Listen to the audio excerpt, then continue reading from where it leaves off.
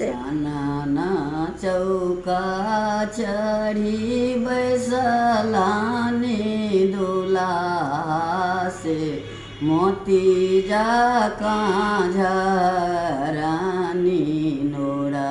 धान सधरिया मोती जाका झरानी नोरा धान सधरिया के ये आलारनी बाबू के ये दुलार के ये पूछानी दिल के बात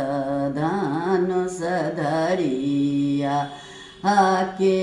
ये पूछानी दिल के बात धान सधरिया बाबाया लारानी काका दुलारानी भाइया पूछानी दिल के बात धान सधरिया भैया पूछानी दिल के बात धान सधरी या किए तोरा आहे बाबू आजन बाजन थोड़ा भेला किए तोरा ओछा बारिया त धान सधरिया किए तोरा ओछा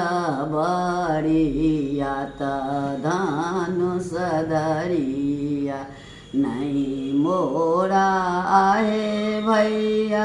आजन बाजन थोड़ा भेला नहीं मोरा ओछा बारिया त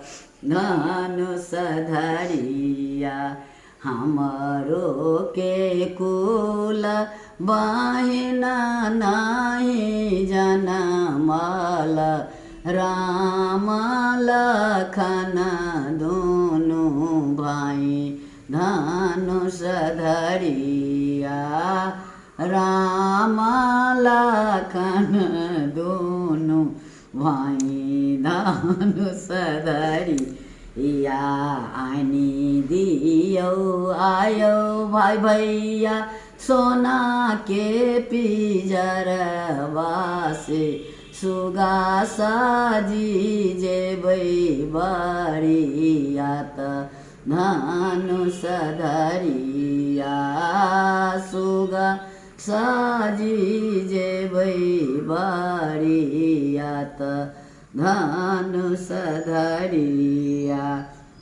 जाऊँ बरियतिया नगर संबार भेला धन्य धन्य बोलू सब लोक धान सधरिया धन्य धन्य बोलू सब लोक धान सधरिया जाऊँ बरियतिया जनकपुर पहुँचल चिड़िया कलश लेने ठाढ़ धान सधरिया चिड़िया कलश लेने ठाढ़ धान सधरिया सब क्यों निहारई आजन बाजन कन्या मैं निहारे सुगा ठोर धान सधरिया कन्या मैं निहारे सुगा ठोर धान सधरिया यहाँ ना जामैया माई है कतहु ने देखल सुगा साजिलै बारिया त धान सधरिया सुगा सजिएलै बरियात धनुष धरिया बनक सुगा सासु बने उड़ी जाए त तोरे बेटी भोगत राजधनुष धरिया बनक सुगा सासु बन उड़ी जाए त तोरे बेटी भोगत राजधनुष धरिया।